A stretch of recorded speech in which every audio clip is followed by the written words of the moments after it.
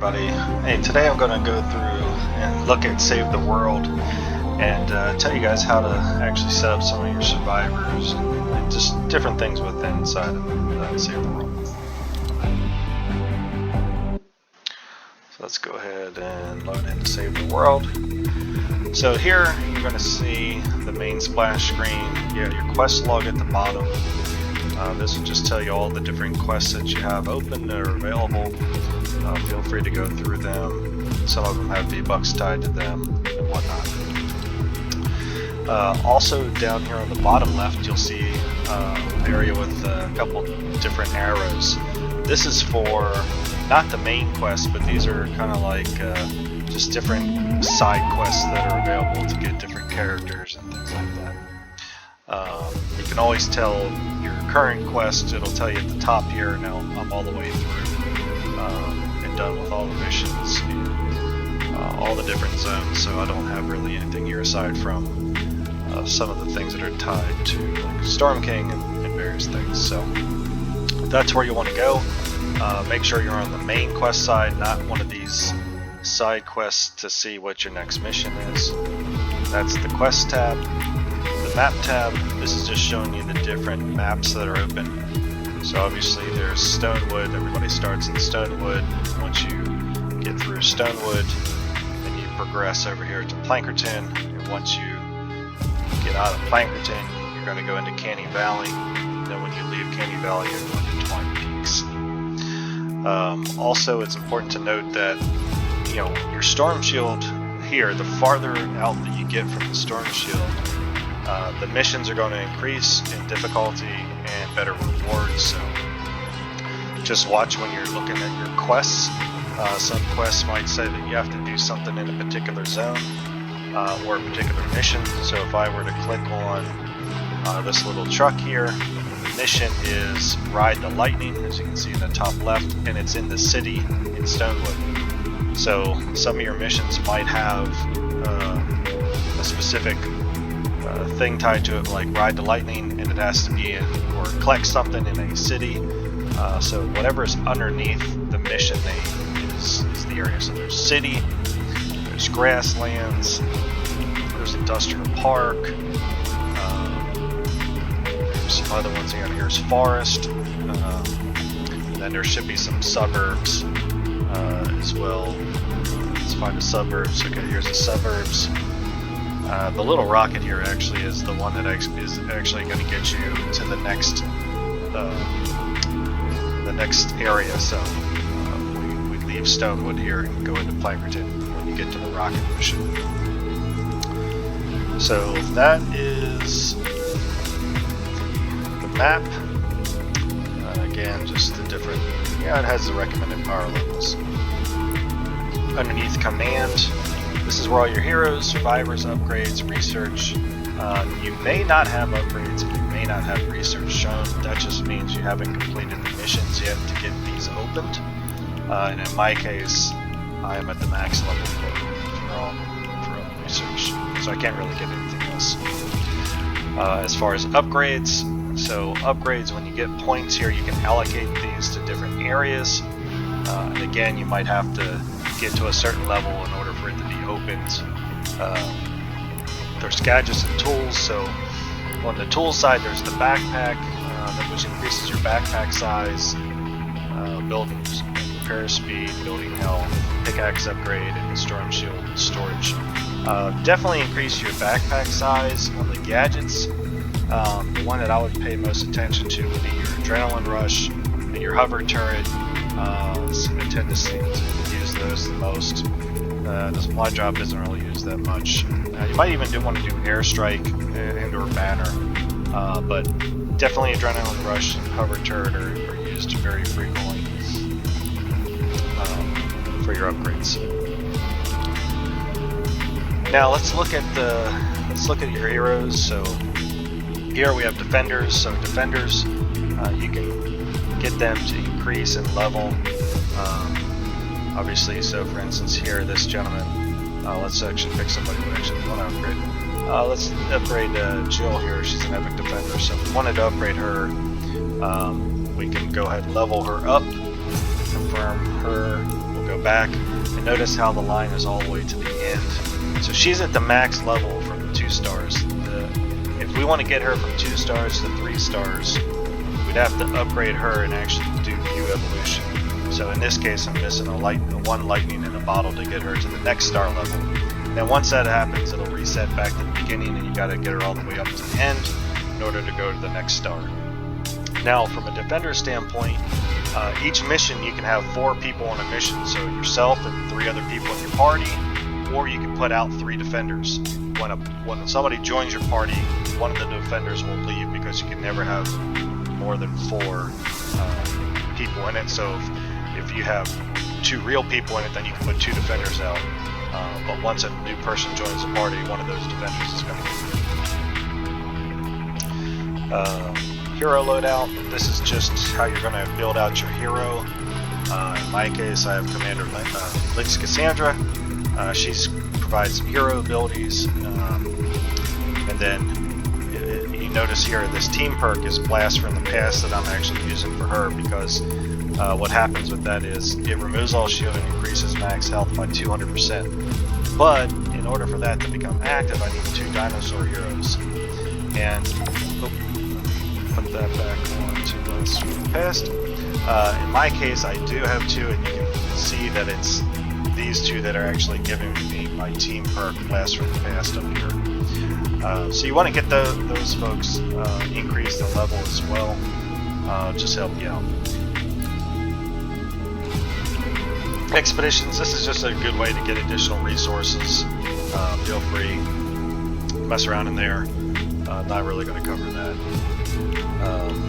So let's go ahead and go back to survivors. So survivors are very important. So notice up here I have 125, so that's my level.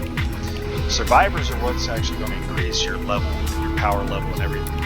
So if I go to my squads, you have all these different squads. Now, if you're new, you might want to just hit turn on autofill. That'll put the best people in the best squads for you. But what you want to do is you want to make sure, you want to eventually get to all legendary characters. But the single most important thing here is not necessarily matching on each one of these personality matches, shield bonus. It's whatever your survivor leader is. And again, here we're in an EMT squad. So the EMT squad has got the little medical device looking thing along with the heart. So if I click into this squad, my leader, which has a little crown, so the little crown means that they're a leader. But more importantly, this leader has the exact same symbol as my EMT squad. You definitely want that in there first. This other symbol to the left of it is secondary, because that's what you want to get all your people tied to. So the first thing is always get a leader that has the symbol for the squad that they're in. And then once you do that, then fill in all the squad members with the exact same symbol that's to the left of the little medical device in this case. Because that's actually what's going to give you the team bonuses. So that's why it says leader match. So I got the leader match. I matched my leader with this little symbol. Personality match is the next symbol. So see how the symbols underneath each one of these people, if they all match, that's where I'm getting 7 for 7. Those are the 2 single most important things. Don't worry about all the stuff that's underneath there. If you get bonuses, great. If you can make bonuses, great. The thing that's going to help you more than anything is actually getting whatever is the main one and the subsequent one. So in this case, it's for offense. This is a little kind of like a target symbol. Well, my leader has the target symbol. Then he also has this other symbol. But notice this other symbol, all my defenders have it. Or I'm sorry, all my survivors have it. That's it, what's going to increase your party. And then obviously you have to drill into each one of these and upgrade them from 1 star to 2 stars, 2 star to 3 star, and so forth. But that's how you want to do your survivors, because that's actually what's going to make your level increase. You can manage them independently. This just means this is where each person is tied to, with the symbols at the top of what team they're part of. And you might not have all those slots open at the moment, because you have to go through various missions to get a new slot open. So you might only have 1, maybe 2 slots open for each one of your squads. That's okay. You just have to progress through all the different missions in all the different areas. You know, Stonewood, Plankerton, Canyon, Twine Peaks. So So that's it for squads and survivors. We already covered upgrades. We already covered research. Research, once you get that open, just you can do it however you want. I always went with more health and offense than the other ones. And then when we get over here to Armory, this is just where your schematics are, your backpack, storage, collection book, and resources. So schematic is important. This is where you, again, upgrade your different weapons and things of that nature. So in my case, you know, this gun is upgraded. So this is what they would call something that's God mode. So I have it to the max level. I can't increase it anymore. There is one exception. We won't cover that right now though. So I have it at the highest level, 130. I have it at 5 stars. It's all the way maxed out. But more importantly, if you look over here, every one of the rolls is max level. So that means it's max. They just call it God roll. So that's what God roll means. Is hey, the weapon is at the highest value. And then you want to do that for pretty much all your stuff that you use frequently. In my case, I use a Nocturnal very frequently. I use my Gravedigger very frequently. From a traps perspective, I use my broadside very frequently. My ceiling traps pretty frequently. Going back here to the main weapon area. So the pot shot is great for like bosses and things of that nature. I like to use that often. Pain Train is a really good weapon, so if you don't have the Pain Train, I recommend you get the Pain Train. That's a pretty good weapon. If you have the Founder's Revolver, it's really good as well. Let's go to your backpack. So this is how much stuff you can hold at any given time in your backpack. Everything else has to go into your locker or storage, or you have to recycle it. If you wanted to recycle something, let's say I didn't want this gun anymore, this shotgun, I can do batch recycle. If I click on that shotgun, it's telling me I'm going to destroy this item, and in return I'm going to receive 3 fine grain and 2 planks. And then I want you to confirm that. Are you sure you want to do that? I just confirm it. And then this is just your different weapons build out. In order to craft a weapon, once you're in your backpack, click on whatever it is you want to craft. Let's say I want to craft a big revolver. Well, if I click on this, it'll tell me what I need to make this revolver. So in this case, I need 12. I need 12 blast powder. I need 24 sturdy twine. I need 2 rotating gizmos and 8 malachite. So as you progress your weapon up from 1 star to 2 star to 3 star to 4 star to 5 star, these requirements will change. The materials needed will change. So just know that.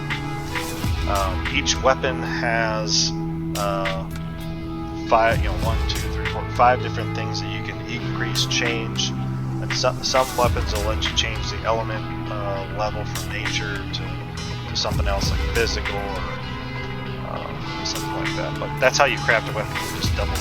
You just click on that gun and craft the gun. Ammo's very same way. So if I want to make SMG ammo, it's going to cost me 10 wood, 4 metal, and 2 nuts and bolts. And you just click on however many. So if you do it for 1 time, it'll make 60 of those bullets. So that's how you do that. Traps are the exact same way. As you can see, different materials are needed for different things.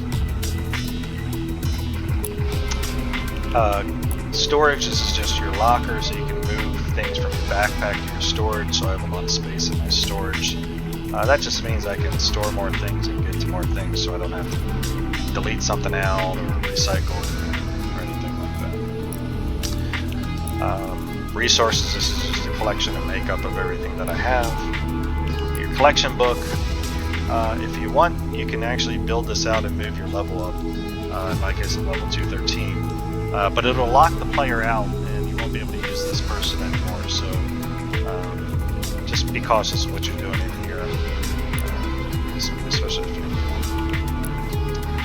your lockers is your locker. The llama stores is your llama store. There's different loots that you can get and items you can purchase and things of that nature. So that's about it. Let's go ahead and let's just show you around in each one of these different cities. So we'll first start out in Stonewood. And here you obviously have your storm shield, so you can go up from level 1 all the way to level 10. Once you get to level 10, it'll actually have an endurance wave level, so I'm at 0 to 30. So I've got my storm shield up as much as I can for my Stonewood. Let me go straight to Canny. So see how Canny, it says 9 to 10, so I'm only at 9 of 10. I can do one more storm shield in my Canny, and then it'll turn to endurance levels. In Canny Valley, there's a Storm King. This Storm King is fairly easy. You can beat this fairly easy. Now once you get to Twine Peaks, there's another Storm King, and this is the Epic Storm King. This one actually gives the Storm King weapons. This one is very hard. You will need 4 people to do this. And when you complete this one, it'll give you things like the Storm King Sturridge, you can get the Ravager, you can get the Wrath, you can get the Onslaught. But these weapons, once you craft them, you can't drop them, so you won't be able to trade with those. Any of the Storm King stuff you can't drop anymore. You used to be able to, but you can't anymore. So just know that from that side.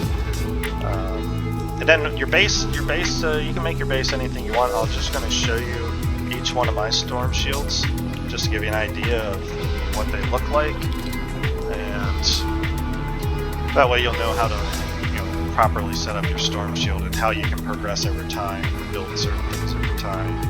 If you're coming from Battle Royale, you're probably used to building a lot, so building is very different inside of Save the World.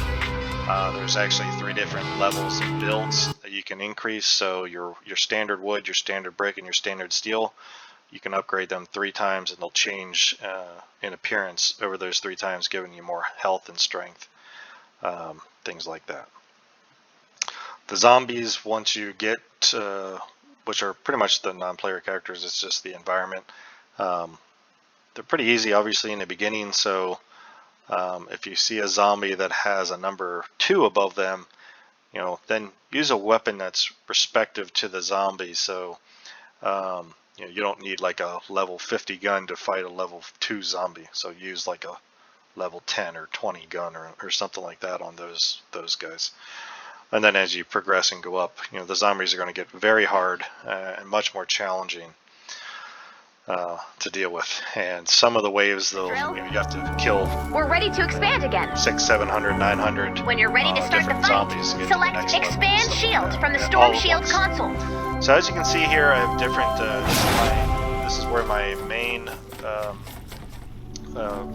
thing is, underneath here, and then I have all these different amplifiers that are spread out: A, B, C, D. You can see A, you can see B, you can see C, and then D is way down there yonder. You can put traps on it, things like that. But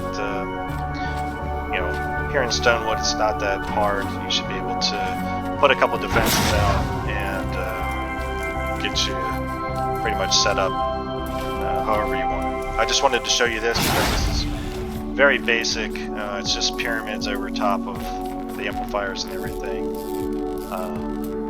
Now let's go look at something that's a little bit more advanced. We'll go straight to Canny Valley.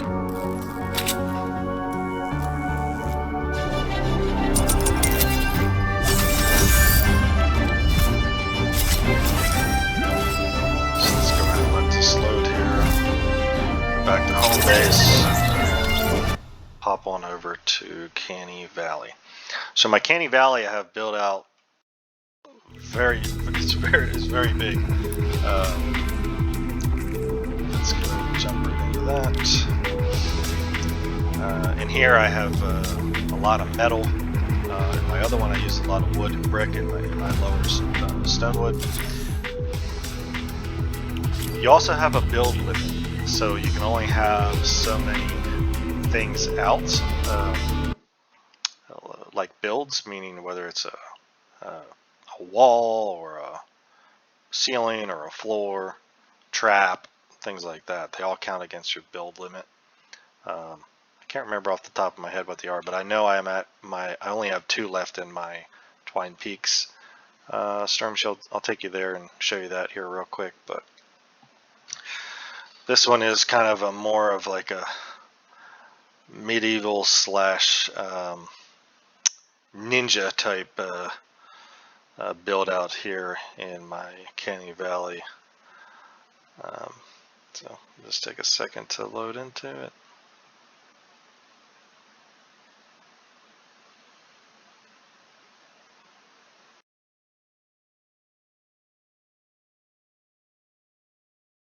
Drill. We're ready to expand again. Okay, so when you're ready to start the fight, select Expand Shield from the Storm Shield console. More build out. So they go up here. I'll actually just start at the bottom here. So this is my bottom. You can see my thing in here, and then here my Storm Shield. I can actually access my Storm Shield to give permissions out to players that are going to help me. I can get to my storage and transfer items back and forth. I can also expand the Storm Shield and things like that. So as you can see, the zombies are going to come in here. They're going to get blasted a number of different ways. And then on each level I have it built out the exact same way. And I can at the top just kind of give you an idea of the lay of the land for Canny Valley. Most of Canny Valley is in a desert type zone. Actually, Canny Valley is the one that I'm actually 2 away from. So here you can see I did a couple different things. Actually, missing some traps over here, but I'm at my build limit, so I can only put 2 more traps down. The other thing is when you're building traps, you want to make the zombies have a way to go. So for instance, if the zombies spawn over here, they can either go a number of different ways, but you want to funnel them into the different ways. So in this case, if the zombies come here, they're going to hit all these traps. They can freely move and go down, but again, make them go through some more traps, ceiling, tiles, sides, as they go down all the way and progress through. You don't want to hinder them because then they'll just start breaking builds. You want to give them an area for them to walk through. So I showed you right there.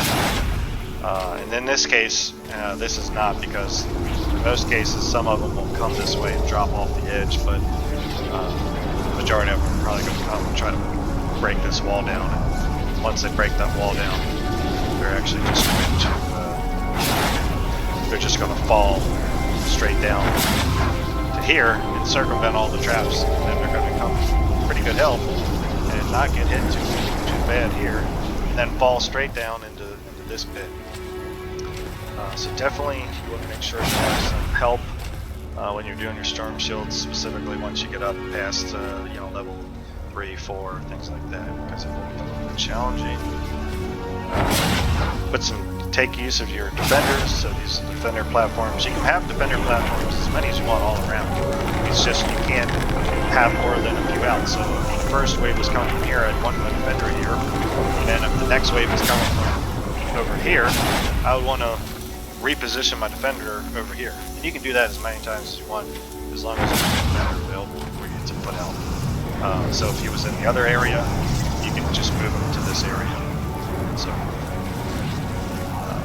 that is my Canny Valley. Now we will take a look at my Twine Peaks.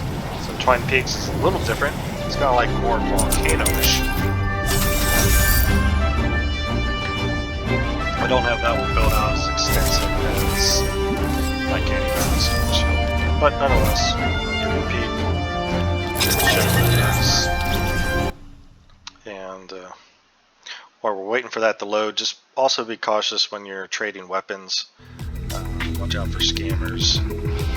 Typically I only trade with people that I know, or I'll ask them for the materials and I'll build them a weapon if they want a weapon build that I have the ability to build. So let's get back to my map. We'll go to Twine Peaks. We'll pop into Twine Peaks. We'll go to my Storm Shield. See how this one is. I haven't been here in a little while, so I'm not really sure how this one is built out.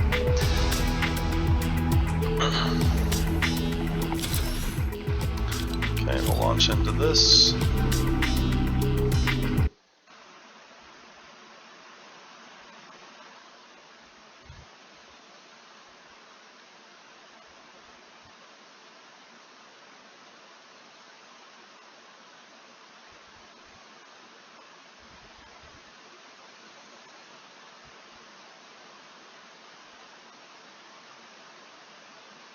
Okay. Should load here any second.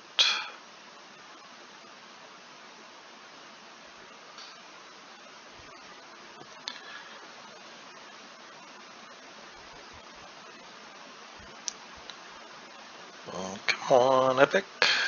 Load us in.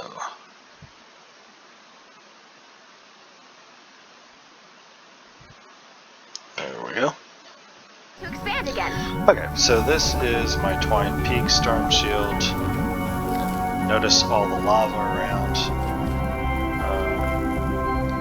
This one is definitely difficult. I'm not gonna lie, I definitely needed some people to help me get to where I am here. So in my case right now, if you can see in the top left of the screen, it says Storm Shield, place an amplifier on an open platform. So I have an A amplifier, a B amplifier, a C amplifier, a D amplifier, and an E amplifier. So now I need to put F. And I have a couple different options to go put that somewhere, but let's just go find where we might even be able to put something. Notice how that thing just landed on me. So go searching around here, figuring where I can place it in the amplifier. Okay, so it looks like. See, notice how the orange on the screen, it looks like I can place an amplifier down there, but man, that would be very hard to defend against. Not really looking forward to doing that. Okay, I see one way over there, and that's down in the pit too. That's going to be hard to defend as well. I got another one over here. This one might be a little easier to defend because notice there's a ramp coming up, and then there's left and the right, where we could put a lot of different traps to feed to do some damage before they get up to the amplifier. So that might actually be my choice. I'm not ready to do that at the moment because I'd have to defend it. So do some more exploring here. I also want to note, or also want you to know that when you're doing a mission, when you're looking on your map, if you notice anything that is a yellow exclamation point or a orange exclamation point, those are things that are needed for your quest. It might be the main quest or it might be one of the side quests. But go around on the map and search for those. The white exclamation point will normally be in a big white circle. That is your actual main mission. It's just telling you where the main thing is to complete the main mission that you're actually in, not necessarily the quest. So that's very, very important to know. So here, as you can see, remember I was telling you, you want something to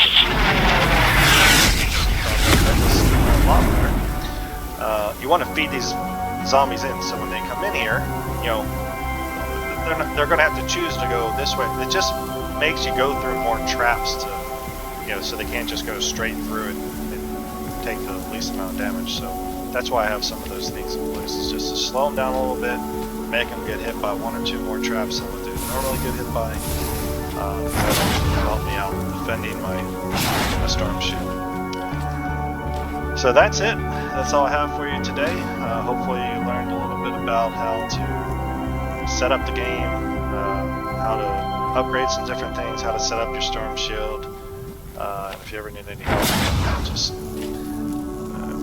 give me an invite and I'll be here. Thanks everyone.